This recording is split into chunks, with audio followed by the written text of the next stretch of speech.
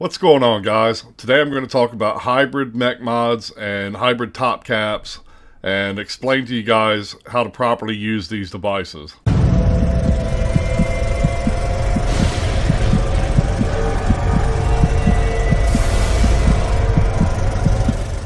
Okay guys, the first thing I want to get out of the way, this was a story I wasn't even going to talk about at all because I really don't want to give it any kind of merit. So apparently there was a 20-something-year-old kid in Santa Ana. He was vaping on, from the pictures it looked like it was an Aspire Atlantis, and his mech mod exploded, sending the Atlantis into his ceiling and blowing the mod completely apart and all this kind of stuff. So anyway, I'll show you the news story here real quick and then we'll talk about the potential causes of why it happened. I was freaking out. I just had a electronic cigarette blow up in my hand. Here's what's left of the e-cigarette. The Santa Ana man said he heard a humming sound, so he pulled it out of his mouth, and that's when it exploded. Right there, cuts on his hand. The explosion was so powerful, half of the e-cigarette ended up lodged in the ceiling. Paramedics said he's lucky he wasn't more seriously hurt.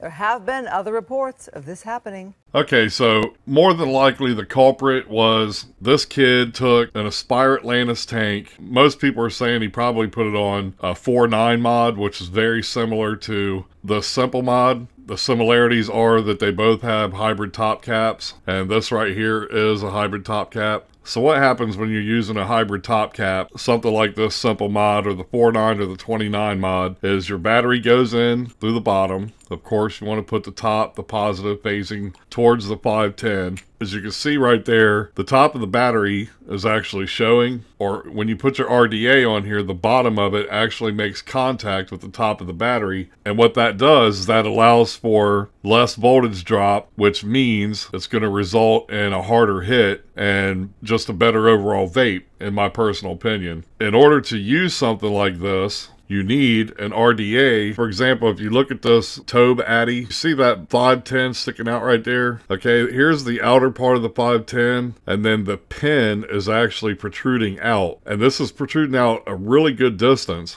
So this area right here, the copper area of this particular 510, needs to be sticking out enough to where it makes contact with the top of the battery. But this area right here, this you do not want to make contact with the top of your battery because it will cause a short. Just the center part of the 510 needs to stick out enough to make contact with the top of the battery, but not allow this outer part of the 510 to make contact with the top of the battery, or else it'll cause a short. And more than likely, that's what happened to this kid. So as you can see on the Aspire Atlantis, the 510 does stick out a bit, but it doesn't stick out enough. If you put this on like the simple mod, which I would never do, by the way, because it's just silly, and then when you put the battery in and you put your fire switch back on, a lot of people will crank these down really tight, and in doing so, what ends up happening is they'll crank that down so tight that it'll actually put a dent in the top of the positive on the battery. And then what that does, that will allow this outer casing, this area right here with the threads on it, it'll allow that area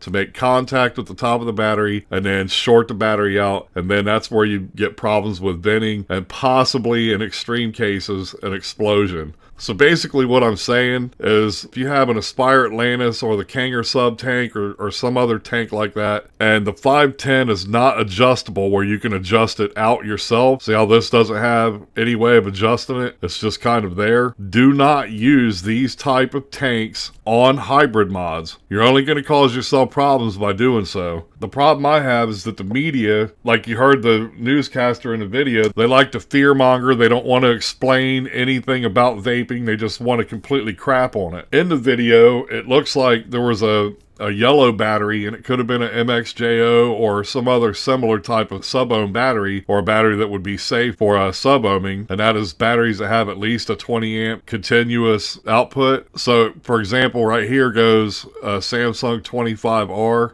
This is absolutely perfectly safe for using for sub-ohming. And then over here, this is just a random generic battery that came out of my flashlight. And this is something like the Trustfires. You don't want to use a battery like this ever when you're using a mech mod like the simple mod, or even like this Stingray. I don't recommend using Trustfire batteries or batteries like a Trustfire in any kind of vaping situation ever, you always want to err on the side of caution and use the proper batteries when you're vaping, and that's going to be batteries like the VTC 3s, 4s, or 5s, or Samsung 25R, the Purple E-Fest. Just do some research and watch some vape reviewers and stuff, and they will explain exactly what type of batteries that you need to use. If you're confused about batteries, just buy some Samsung 25Rs and use those. But going back to the hybrid mods, here, for example, I have a Stingray X clone. And if you take a look right here is the top cap for this. And then you see the difference between the Stingray top cap. It has its own 510. If you see that down in there, that's your 510 connection. And then down here, this copper piece right here actually makes contact with the top of the battery. So when this is screwed on, it's going to make contact with the top of your battery like that. And then say, for example, you could take like your Atlantis on something like this, because it's going to make contact with this 510 in here and then come through, and this part actually makes contact with the top of the battery. So there's no direct contact between the tank and the battery. So you would screw this on, and this would actually be okay to do, but I still don't recommend it. Now I could take the Stingray and sort of turn it into something like this simple mod, which means to make it into a hybrid mech mod. And I have this little adapter right here. I can't remember which tank that this came with, but I want to say that it was a K-Fun, and this actually was not made for this, but it does fit. So I could actually take this top cap and screw it down into the top of this Stingray, and now I made this into a hybrid. But then I definitely wouldn't want to use the Aspire Atlantis for this. I would want to use something like this Tobe that has a protruding 510, or an RDA that has an adjustable 510. That way I can adjust it out myself and then screw it down onto the top of the mech mod. And then right there, I've just made this into a hybrid, similar to the simple mod. So now there's going to be less voltage drop with this, and it's probably going to hit a lot harder.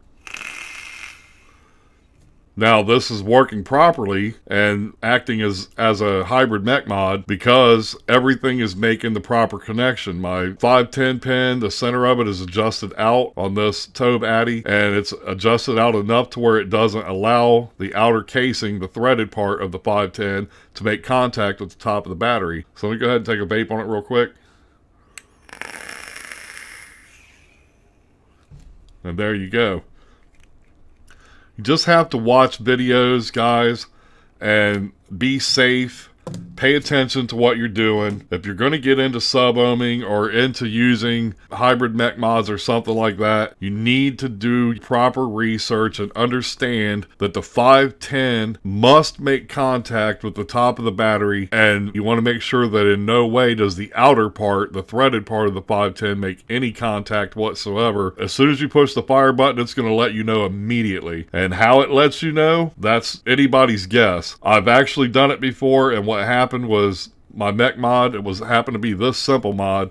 I wasn't paying attention, and when I first got it, I forget what Addy it was that I put on it, but I just popped one on. I didn't pay any attention to the 510 sticking out or any of that kind of stuff, and as soon as I hit the fire button, the mod got extremely hot. It got hot enough that it let me know instantaneously that something was wrong. So I immediately unscrewed the fire switch and pulled the battery out and set the battery outside. So anyway, one last thing I'm really going to talk about when it comes to this stuff, man, besides watching other YouTube videos and stuff, I mean, there are so many vape reviewers out there right now, and many different reviewers have covered hybrid mech mods and hybrid top caps and all that kind of stuff, and the proper ways to use them, and battery safety and Ohm's law and all these different things, man. But the problem is the majority of people that watch vape review videos will take the mouse and they skim through the videos. They don't see all the information. Then they end up running into problems. And I know this for a fact because I have a video that I posted for this right here, which is the IPv3. And it is a step-by-step video showing you how to upgrade the IPv3 from 150 watts to 165 watts. I had never done it before until I made the video, so I was doing it for the first time, and it was a step-by-step video, and I still got tons of questions asking me how to upgrade the IPv3 from 150 watts to 165 watts. It is ridiculous. You guys must watch the entire video. or you're going to miss something. And it could be something very, very important, like the hybrid top caps and shorting out batteries and all that kind of stuff. And you could end up like this moronic 20-something-year-old kid that almost blew his face off because he didn't do any research and didn't understand how to use his device properly. So that's really what it boils down to, guys. This incident and incidents like it are user error, period. You don't have these mods just simply exploding when you use them properly. Do your research. You know about Ohm's law if you're going to get into sub-ohm building. You're going to be making coils and doing all this kind of stuff. You got to watch tons of videos and read articles, go to forums. I mean, the information is abundant out there these days. You got Grim Green and Suck My Mod and Vaping with Twisted 420. All the big vape reviewers out there have covered all this stuff extensively, so there's no reason for anybody to be running around blowing their fingers off or having Atlantis tanks stick in their ceilings or any of that kind of shit. Pay attention to what you're doing and learn how to use your equipment, because these stories, as you could hear in the video, the newscaster couldn't give a shit less about vaping, what it is, what the kid did wrong, any of that kind of stuff. The only thing that they care about is making headlines, which is man injured, bed catches fire after e-cigarette explodes. Boom, there you go. There's your story. And then right at the very end of the video, the stupid ass newscasters like, and this is not the first time that it's happened. This is what they use to fuel the fire when it comes to making regulations and all that kind of stuff, man. Pay attention to what you're doing. That's all I'm saying. So anyway, that's it, guys. Sorry that I kind of ranted a little bit on this, but you know, it has to be said because people just keep doing dumb shit over and over and over, and it only takes a handful of these dumbasses to do something like this. The media catches hold of it, and then they're off to the races, man. So that's it, guys. Till next time, take care and happy vaping, and stay safe, man. Just pay attention to what you're doing. Take care, guys.